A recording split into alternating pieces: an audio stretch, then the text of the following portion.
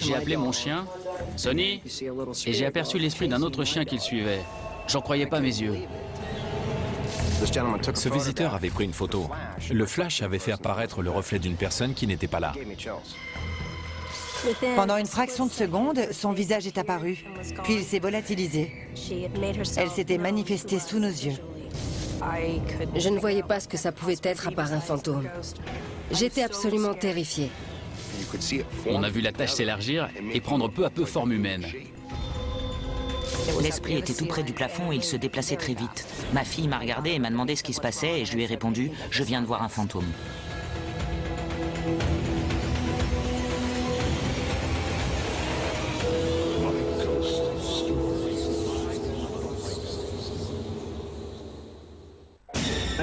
J'ai vu des orbes apparaître dans la pièce. Ils s'approchaient de Rob et ils le frôlaient presque. Lorsqu'un esprit s'en prend à votre enfant, ça vous met très en colère.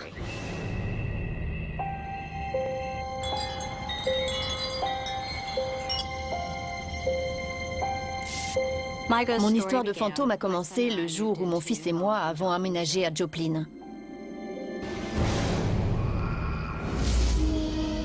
En 2011, mon fils et moi avons déménagé. On s'est installé dans une maison ancienne, construite dans les années 1920. Dans les semaines qui ont suivi notre installation, on a commencé à remarquer des phénomènes un peu étranges. Mon fils s'est mis à se plaindre qu'il entendait des chuchotements et des voix. La nuit, on était réveillés par des bruits.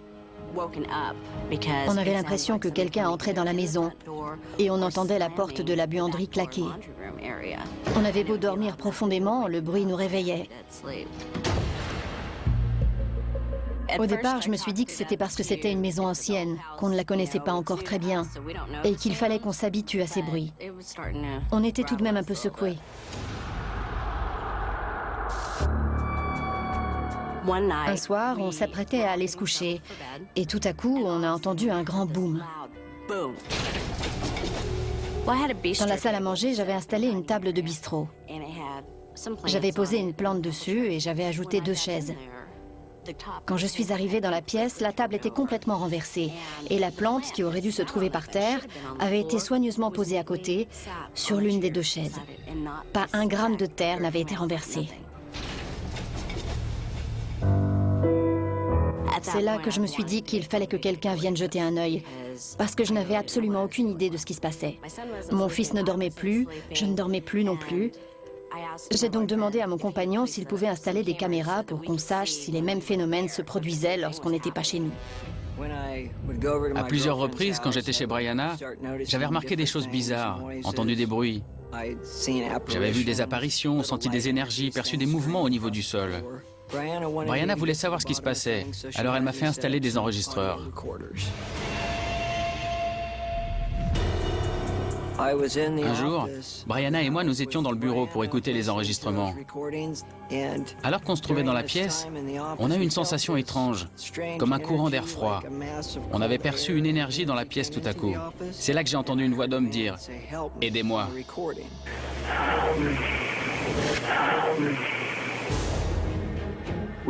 Quand on a entendu cette voix, on s'est regardé. La voix disait « Aidez-moi », dans un murmure et d'un ton complètement désespéré. On n'avait rien entendu dans la pièce. La première chose que je me suis demandé, c'est « Qu'est-ce que c'est que ça ?» Ou plutôt « Qui est-ce ?»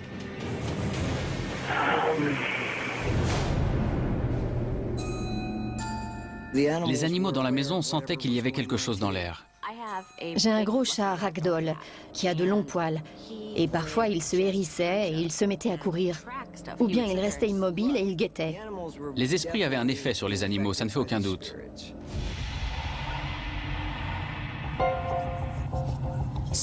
On a alors décidé d'installer une caméra dans l'une des pièces pour voir ce qui se passait en notre absence. Nick a un loulou de Poméranie. Ce petit chien le suit partout. On allait partir de la maison et j'ai appelé mon chien. « Viens, Sonny !» Et dès que mon chien a franchi la porte pour venir vers moi, j'ai aperçu l'esprit d'un autre chien passer devant la caméra.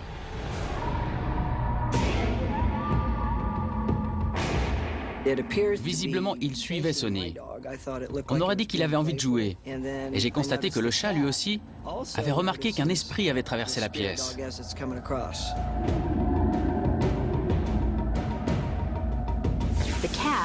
Le chat regarde passer ce qui semble être l'esprit d'un petit chien qui trotte derrière Sonny. Mais Rick et moi, on n'avait rien vu. Ça ressemble à un chiot. On voit bien ses pattes arrière. Je me suis dit qu'il poursuivait mon chien.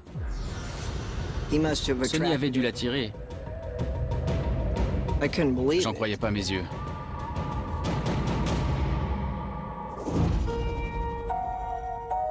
C'est la dernière fois qu'on a filmé quelque chose dans la maison. Le 22 mai 2011, la ville a été touchée par une tornade de force 5. La maison dans laquelle mon fils et moi vivions a été entièrement détruite. On a réussi à sortir des décombres. Une grande partie de la ville n'a toujours pas été reconstruite. À certains endroits, il ne reste plus rien.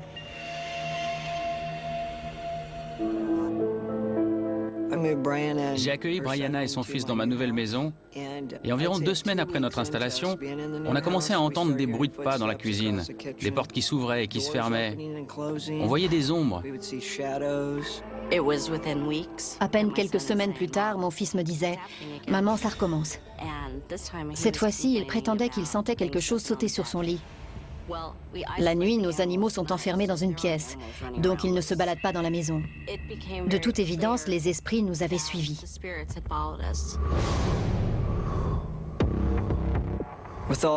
Quand on a vu que les phénomènes recommençaient, on a décidé de ressortir les appareils. Un soir, j'ai installé une caméra en la dirigeant vers ma chambre.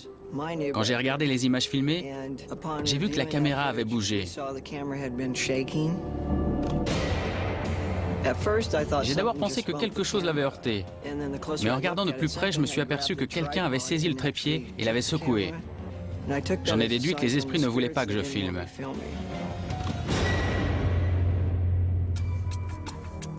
Le lendemain, on a placé la caméra dans la chambre de Rob. Ce soir-là, on avait décidé de filmer mon fils pendant qu'il dormait. Il savait qu'il allait être filmé. Je lui ai dit de quand même essayer de dormir. Sur la vidéo, on voit des orbes qui flottent dans les airs, puis qui s'approchent tout près de son visage, et ensuite qui s'éloignent.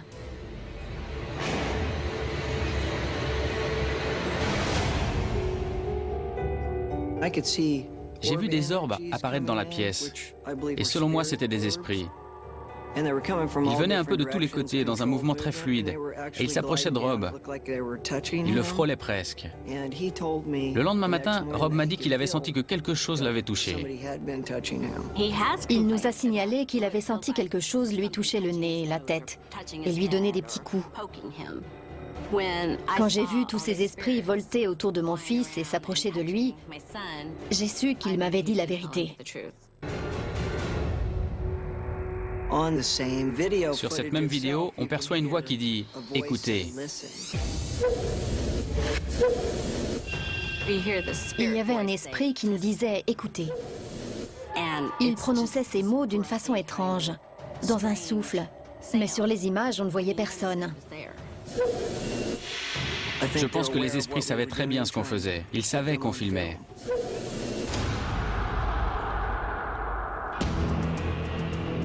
Après ça, on a tenté de faire une purification de la maison, mais ça n'a eu aucun effet.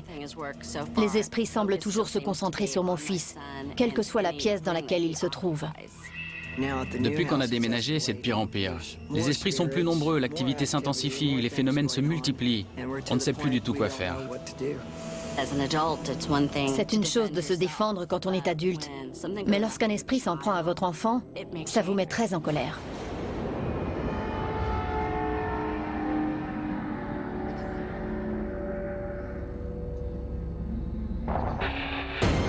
Ce visiteur avait pris une photo. Le flash avait fait apparaître le reflet d'une personne qui n'était pas là.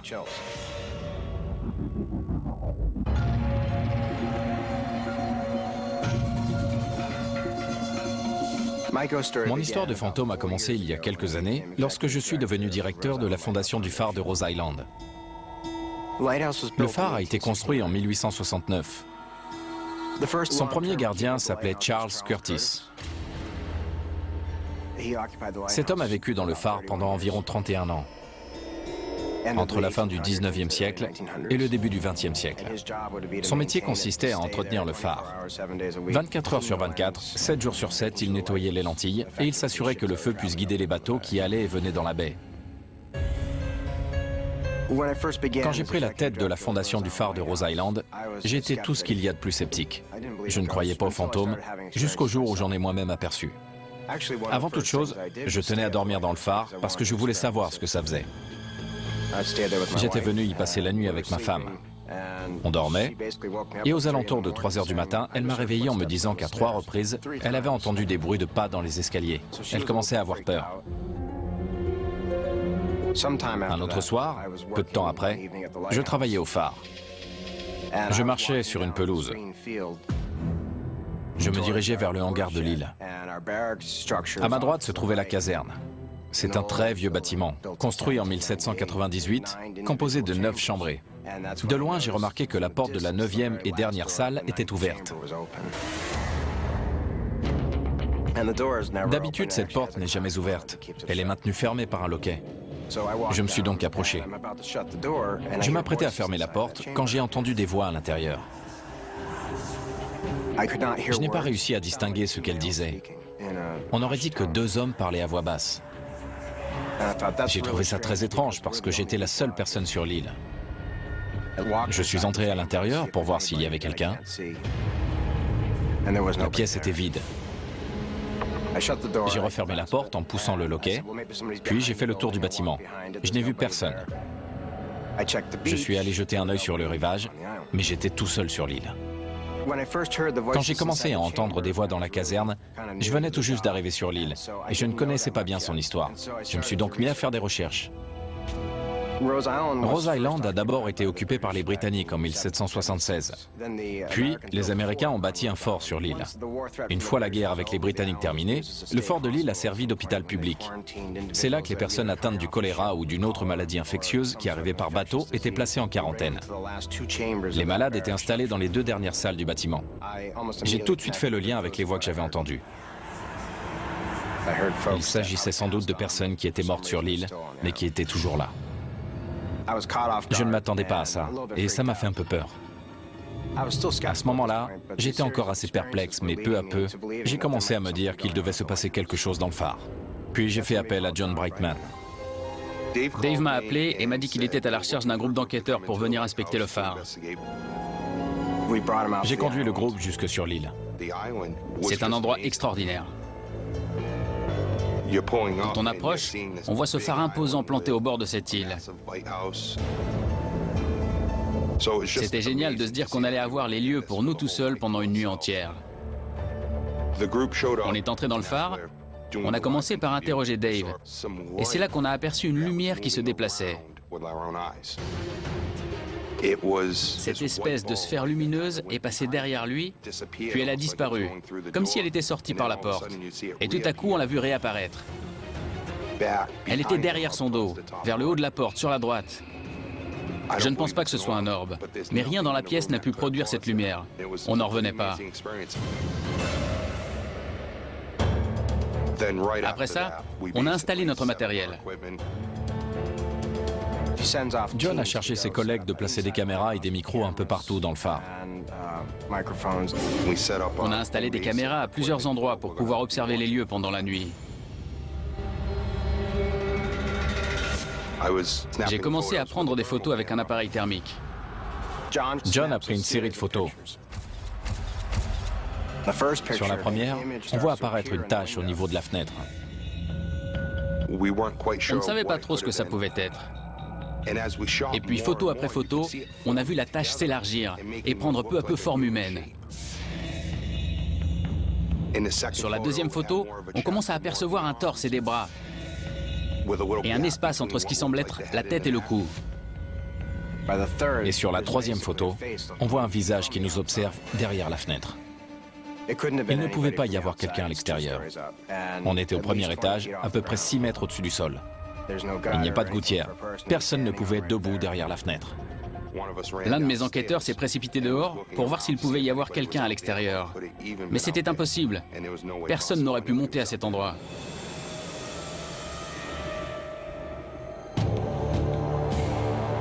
Plus tard dans la soirée, je suis sorti pour fumer une cigarette. Et pendant que j'étais dehors, j'ai entendu des bruits qui provenaient du haut du phare. Je suis rentré à l'intérieur, j'ai attrapé mon enregistreur, ma caméra infrarouge, je suis ressorti et les bruits ont recommencé. J'ai levé les yeux et j'ai aperçu un visage qui me regardait derrière l'une des fenêtres du phare. Je me suis tout de suite mis à prendre des photos. Les 2 premières photos n'ont rien donné, mais sur celles qui ont suivi, on voit bien un visage. Après l'avoir capté avec mon appareil, j'ai relevé la tête pour voir s'il était toujours là, mais il avait disparu. J'ai monté les escaliers pour voir s'il pouvait y avoir quelqu'un là-haut. La pièce était fermée de l'intérieur. On ne pouvait donc pas y accéder. Il se trouve que la seule fenêtre de la pièce était recouverte de film plastique. Il n'était pas possible que quelqu'un ait pu entrer ou sortir parce que le plastique qui recouvrait la fenêtre était intact. C'est incroyable d'avoir pu photographier ce visage.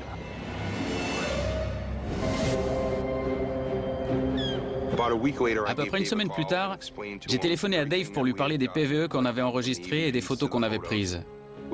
On avait capté un PVE sans s'en apercevoir sur le moment. Le PVE disait « Dehors, c'est ma chambre ».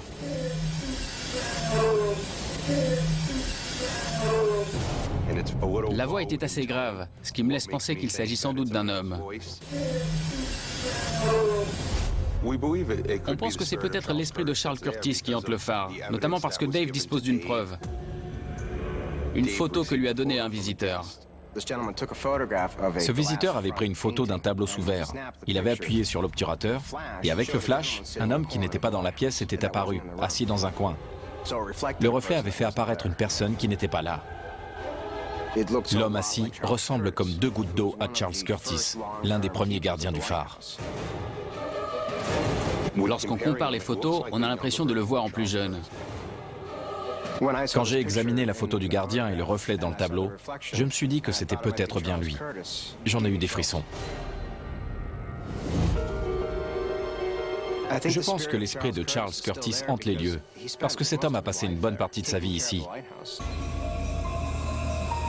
Tout porte à croire que c'est l'esprit de Charles Curtis qui est là. Non seulement les PVE, mais aussi les photos. Charles Curtis est très présent sur l'île. Je pense qu'il continue de faire ce qu'il faisait de son vivant. Il prend soin du phare.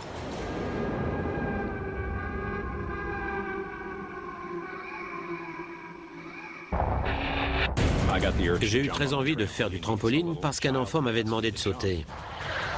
Il avait photographié un visage qui le regardait faire du trampoline.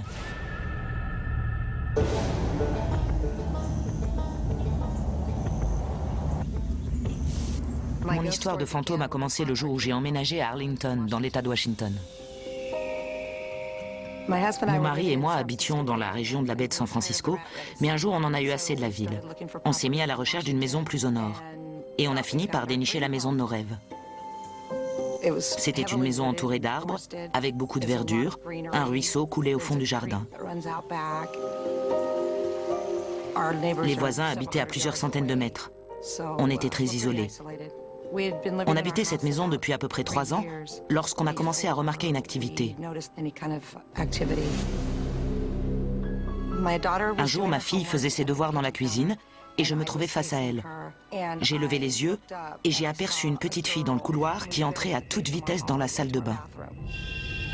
J'étais abasourdie, complètement sous le choc. Ma fille m'a regardée et m'a demandé ce qui se passait et je lui ai répondu « Je viens de voir un fantôme ». Après ça, on a commencé à percevoir des petites voix, à entendre marcher dans le grenier. On ne se sentait pas bien, on était mal à l'aise. On avait sans cesse l'impression que quelqu'un nous suivait, que quelqu'un nous observait. À ce moment-là, on s'est dit qu'il fallait faire quelque chose. Il fallait qu'on demande de l'aide. Et on a fait appel à un groupe d'enquêteurs en paranormal. Cathy nous a contactés. Elle nous a demandé de venir jeter un œil chez elle pour évaluer la situation. Quand Dave et son équipe sont venus pour la première fois, ils ont commencé par installer leur matériel, des caméras et des enregistreurs audio. Ils les ont disposés un peu partout dans la maison. Quand on est arrivé dans la maison, c'était relativement calme. J'avais le sentiment que les esprits se tenaient un peu à distance. Ils nous examinaient très certainement. Puis on a débuté la séance de PVE et c'est là que tout a commencé. L'équipe a capté un PVE dans lequel on entendait « Elle est belle, cette voiture ».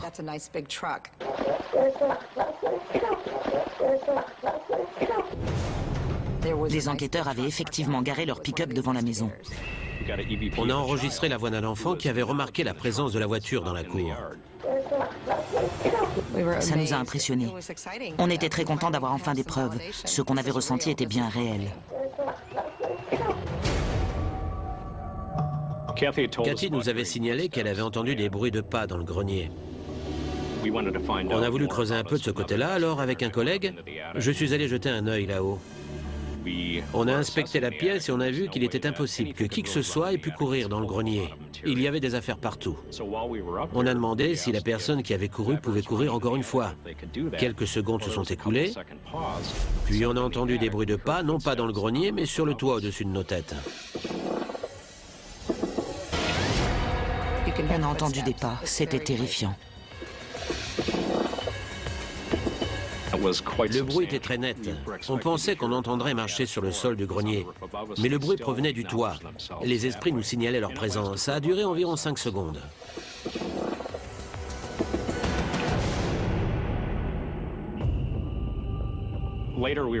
Un peu plus tard, on est allé inspecter le jardin. Un médium était avec nous et nous a dit qu'à cet endroit, il sentait très fortement la présence d'esprits d'enfants. On a commencé à prendre des photos. L'équipe nous a montré des photos prises sur notre terrasse sur lesquelles on voit des orbes. L'un d'eux est très grand et très brillant. C'était incroyable. On avait l'impression de voir la lune juste au-dessus de notre jacuzzi. C'était vraiment effrayant. Je n'arrivais pas à croire qu'autant d'esprits puissent hanter notre maison.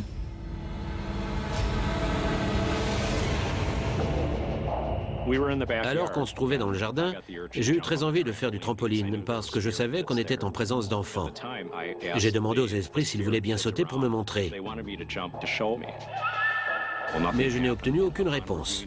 Puis en écoutant ce qu'on avait enregistré, je me suis aperçu qu'un enfant m'avait demandé de sauter. Dave a capté une voix qui disait « Saute ». C'était un enfant qui avait parlé. Dave était monté sur le trampoline en disant « D'accord ». Son assistant l'avait pris en photo pendant qu'il sautait. Et il avait photographié le visage d'un enfant juste à côté qui le regardait faire du trampoline. Quand j'ai vu cette photo, j'ai été ébahi. On dirait que cet enfant m'observe par-dessus le bord du trampoline. On distingue nettement des yeux et une tête. Il a l'air jeune. On voit que c'est un garçon. Il a un visage très pâle et il lève les yeux vers le trampoline. Il regarde Dave sauter. Plus tard, je suis retourné dans le jardin pour voir s'il y avait quelque chose dans les buissons susceptible d'avoir produit cette forme. Mais je n'ai rien trouvé de semblable à ce visage qui était apparu sur la photo. Je pense qu'on avait bien été témoin d'un phénomène paranormal.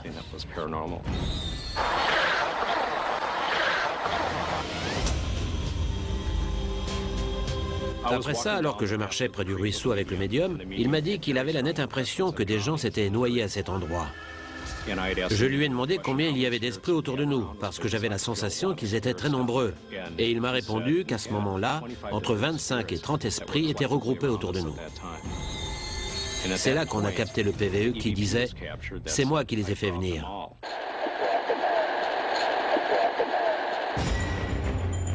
J'ai l'impression que les esprits voulaient se réunir pour entrer en contact avec nous. J'ai été surpris d'entendre ça.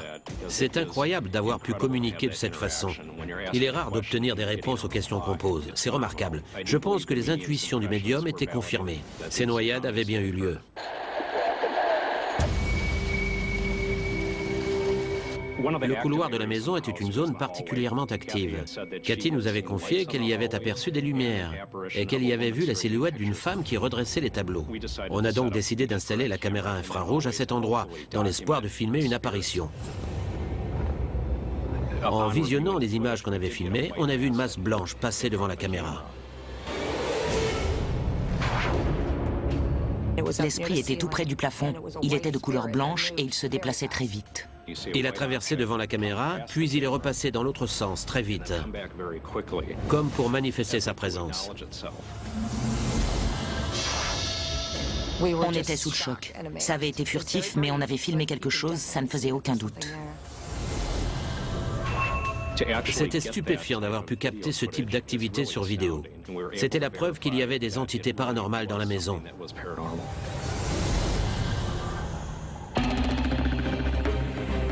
Toutes les preuves qu'on a réunies montrent que cette maison est un site exceptionnel. Elle présente une activité d'une rare intensité. S'il y a autant d'esprits d'enfants dans notre maison, je pense que c'est parce qu'ils sont attirés par l'animation qu'il y a chez nous. À mon avis, ils aiment côtoyer des enfants de leur âge. On retournera enquêter dans la maison parce qu'on a réussi à établir un contact avec les esprits qui la hantent et parce que beaucoup de nos questions restent sans réponse. L'enquête menée par l'équipe a permis de confirmer bon nombre des phénomènes dont on a été témoin. Elle nous a permis d'en savoir plus sur ce qui se passait dans la maison, mais elle nous a aussi beaucoup appris sur l'au-delà.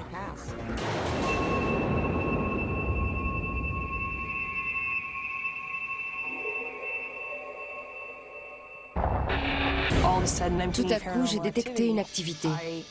Je ne voyais pas ce que ça pouvait être à part un fantôme. On avait la preuve qu'il y avait bien quelque chose dans la maison.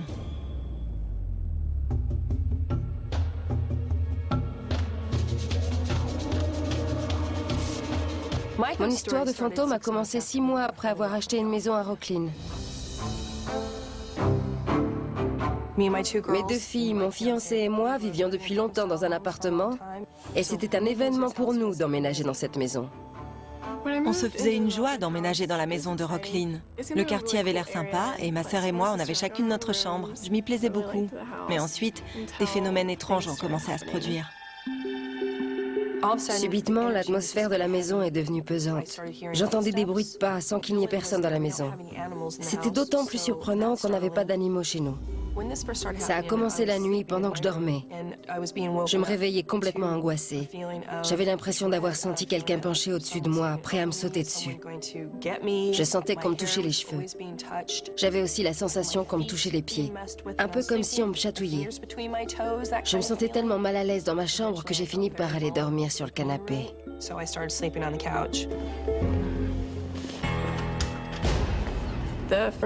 La première fois que j'ai senti une présence, j'étais seule à la maison. J'ai senti quelque chose heurter mon épaule, comme si quelqu'un m'était rentré dedans. Je me suis retournée, mais bien entendu, je n'ai rien vu, étant donné que j'étais toute seule. Et j'ai entendu une voix d'homme me dire « Pardon ». J'ai eu la peur de ma vie. Mon premier réflexe, ça a été de m'enfuir de la maison. J'ai laissé la porte grande ouverte sous le coup de la panique. J'étais terrifiée. Je n'avais qu'une idée en tête, prendre la fuite. Ce jour-là, la présence qui s'était manifestée à moi savait très bien que je l'avais entendue et que je l'avais sentie.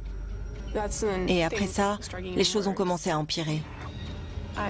J'avais l'impression que quelqu'un m'épiait sans cesse et me suivait partout dans la maison, notamment dans la salle de bain quand je prenais une douche, ou dans ma chambre quand je me déshabillais.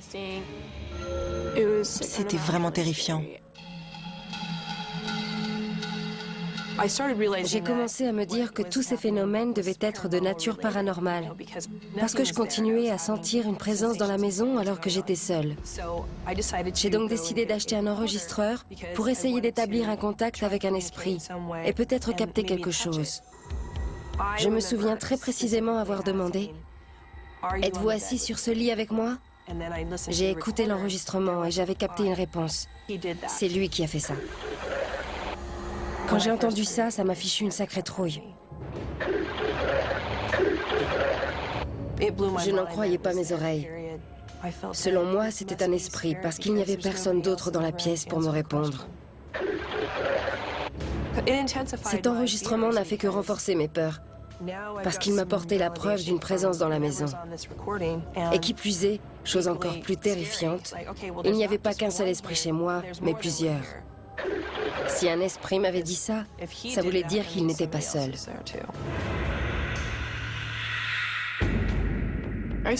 Au bout d'un certain temps, je me suis rendu compte que la présence qui était dans la maison me suivait partout. Je l'entendais entrer dans ma chambre pour venir se poster à côté de mon lit, et je sentais son regard posé sur moi. Je n'en parlais à personne, parce que personne ne m'aurait cru.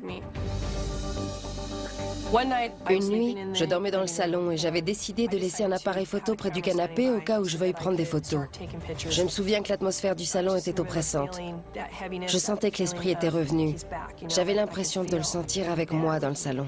J'ai commencé à prendre des photos. La pièce était plongée dans le noir. Il devait être 2 heures du matin. Aucune lumière n'était allumée. La télévision était éteinte. Aucun appareil n'était en marche. Quand j'ai regardé les photos que j'avais prises, j'avais du mal à croire ce que j'avais sous les yeux. Il y avait des traînées d'énergie lumineuse dans la pièce. Mais sur 2 des photos, c'était différent. Les couleurs et la texture du rayon de lumière n'étaient pas les mêmes. Sur l'une, le rayon était flou, et sur l'autre, il était très net. C'était stupéfiant. Quand j'ai regardé les photos que ma mère avait prises, j'ai eu un choc. Je ne m'attendais pas du tout à voir ça. Il y avait bien quelque chose dans la maison. On en avait la preuve.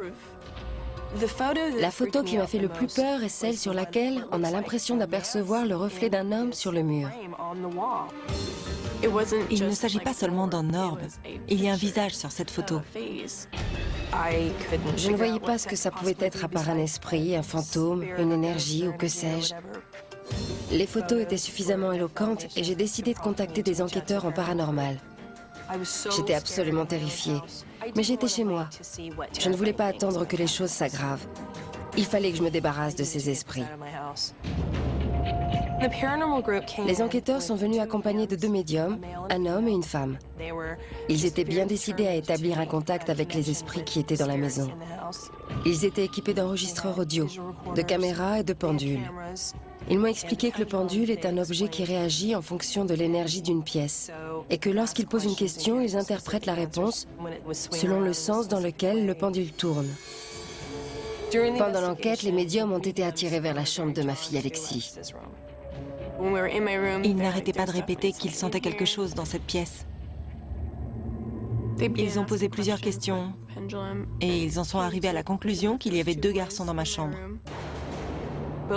Les 2 médiums nous ont dit qu'ils détectaient la présence d'un jeune garçon et qu'un autre petit garçon était présent dans la pièce.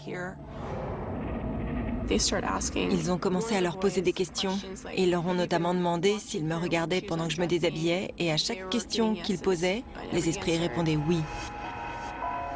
L'un des 2 garçons était très attiré par Alexis. Il l'observait pendant qu'elle prenait sa douche.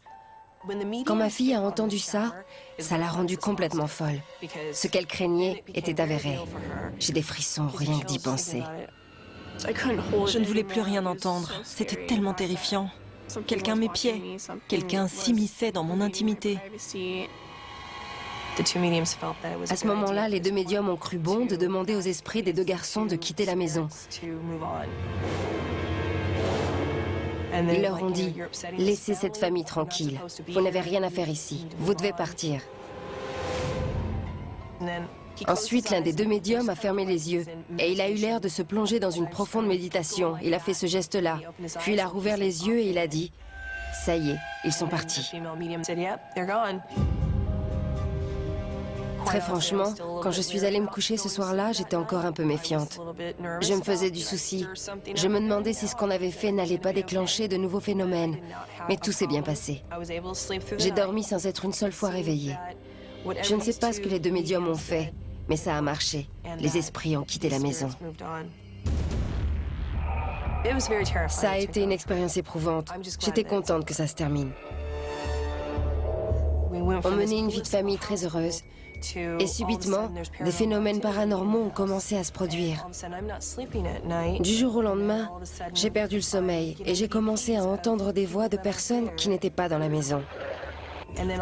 Sur les photos que j'avais prises, j'ai vu des traînées lumineuses à travers mon salon et le reflet d'un homme sur le mur. Et face à ça, j'étais totalement impuissante. Cette expérience m'a beaucoup appris sur l'au-delà. J'ai eu la preuve formelle que les esprits existent et qu'ils peuvent nous affecter physiquement. Ils cherchent à attirer notre attention et ils ont besoin de notre énergie. C'est très déconcertant. J'ai beau être quelqu'un de sceptique, je dois dire que ces phénomènes sont bien réels. Même les gens comme moi font des expériences de ce type. Que vous y croyez ou non, un jour, ça finira sans doute par vous arriver à vous aussi.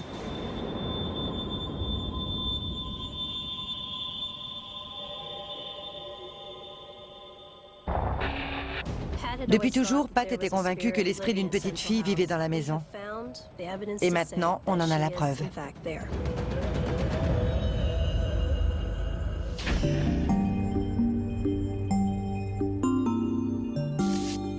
Mon histoire de fantôme a commencé quand je travaillais à Central House, à Napoléon, il y a une quarantaine d'années. Au fil des ans se sont succédés entre ces murs une auberge, le cabinet d'un médecin, un saloon et un relais pour les voyageurs. Dès que j'ai commencé à y travailler, j'ai su qu'il y avait quelque chose dans la maison, parce que les objets bougeaient tout seuls. J'entendais des bruits de pas aussi bien au rez-de-chaussée qu'à l'étage. Il y a un berceau dans l'une des chambres et le berceau se balançait tout seul, alors qu'il n'y avait personne dans la pièce. Un jour, je rangeais de la vaisselle dans un placard. J'avais collé du ruban adhésif à l'intérieur du placard et j'étais en train de remettre les assiettes dedans. Je suis montée chercher le reste de la vaisselle et quand je suis redescendue, mon matériel avait disparu. Les ciseaux et le ruban adhésif n'étaient plus là. Je les ai retrouvés à un autre endroit. Puis la maison a été restaurée et on a commencé à la faire visiter aux enfants des classes de primaire pour leur cours d'histoire. Un jour, des élèves du lycée de Jacksonville sont venus parce qu'ils avaient un exposé sur Halloween à préparer et ils voulaient parler d'une histoire de fantômes. Ils m'attendaient dans l'entrée et j'ai commencé à descendre des escaliers. Alors que j'étais au milieu des marches, l'horloge de la bibliothèque s'est mise à sonner. Ding dong, ding dong. J'ai entendu 12 coups. Puis le rocking chair qui se trouvait près de la cheminée a commencé à se balancer et plusieurs livres sont tombés des étagères. J'étais en train de descendre les escaliers et la manche droite de mon pull s'est gonflée d'air. Les enfants qui se trouvaient en bas m'ont demandé ce qu'avait mon pull. J'ai regardé mon bras et j'ai vu que la manche était pleine d'air. Il y avait un courant d'air qui soufflait vers le bas des marches. Les enfants ont commencé à avoir peur. Ils se sont mis à crier et à me demander si c'était moi qui avais fait ça, ou s'il y avait quelqu'un à côté de moi qui l'aurait fait. Et je leur ai répondu que non. Ce courant d'air n'avait pas pu provenir des fenêtres, elles étaient toutes fermées. Il n'avait pas pu être causé par la climatisation puisqu'il n'y en avait pas. Je ne voyais pas du tout d'où il aurait pu provenir. C'est Pat Hicks qui m'a fait connaître Central House. C'est une maison qui a la réputation d'être hantée. Pat m'a expliqué l'activité paranormale qu'elle avait relevée dans la maison. J'ai eu ensuite la possibilité de la visiter et j'ai pu constater par moi-même la présence des esprits. La bibliothèque est visiblement la pièce de la maison où l'activité est la plus forte. Il y a eu un cabinet de médecin dans cette pièce il y a très longtemps. Compte tenu de l'activité intense qui nous avait été signalée, mon équipe et moi, nous avons installé des caméras dans l'espoir de filmer quelque chose. Sur les images qu'on a filmées, on voit un orbe qui traverse la pièce de haut en bas et un autre, plus gros, qui flotte dans les airs. Sur une seconde vidéo, on voit un orbe qui change de forme tout en passant devant la caméra. L'atmosphère à l'intérieur de la bibliothèque nous avait paru extrêmement pesante et oppressante. Ça ne nous a pas surpris de voir plusieurs orbes dans cette pièce. Il y avait quelque chose dans cette pièce, j'avais moi-même aperçu des orbes. Mais le seul esprit dont j'avais connaissance, c'était celui d'une fillette appelée Jessica. Elle aime particulièrement se rendre dans le salon. C'était généralement dans cette pièce qu'elle se manifestait à moi, notamment en me serrant le bras. Ça me donnait des frissons. J'ai fait pas mal de recherches et j'ai pu rencontrer une descendante de la famille de la petite fille qui m'a confirmé son identité. On a découvert que Jessica était morte de la varicelle en 1865 à l'âge de 13 ans. Un jour, on était dans le salon. On parlait à Jessica. On savait que c'était une petite fille qui aimait chanter. À plusieurs reprises, je l'avais entendue chanter ou fredonner. Le fait que je joue de l'orgue et du piano dans la maison l'incite à rester auprès de moi. Je l'entends souvent chantonner à mon oreille. Je pense que la musique a créé un lien entre Jessica et Pat. À un moment, j'ai demandé à la petite fille, « Jessica, pourrais-tu chanter pour moi, s'il te plaît ?» Notre détecteur de chant électromagnétique s'est mis à clignoter, comme si elle s'était mise à chanter. Une activité nous avait été signalée autour des escaliers, alors on a installé une caméra à cet endroit. On a eu la chance de saisir le visage de Jessica. Pendant une fraction de seconde, son visage est apparu sur les images, puis il s'est volatilisé. Jessica s'était manifestée sous nos yeux. Quand j'ai vu ça, j'ai été très surprise. J'ai commencé à me dire que j'avais peut-être rêvé, mais non, ce que j'avais vu était bien réel. On a passé les images au ralenti, Jessica avait les coudes sur les genoux, le visage posé sur les mains. On voit que les mains de Jessica sont tout près de son visage. Elle semble regarder les gens qui s'apprêtent à monter les marches d'un air satisfait.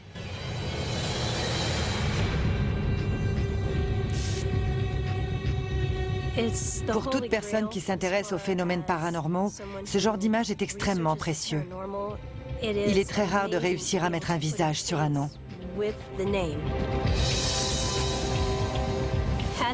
Depuis toujours, Pat était convaincue que l'esprit d'une petite fille vivait dans la maison. On pense avoir réuni les preuves qui nous permettent de dire que la fillette hante effectivement les lieux. Après toutes ces années, j'espère que cette petite fille pourra un jour faire connaître son histoire et enfin quitter les lieux.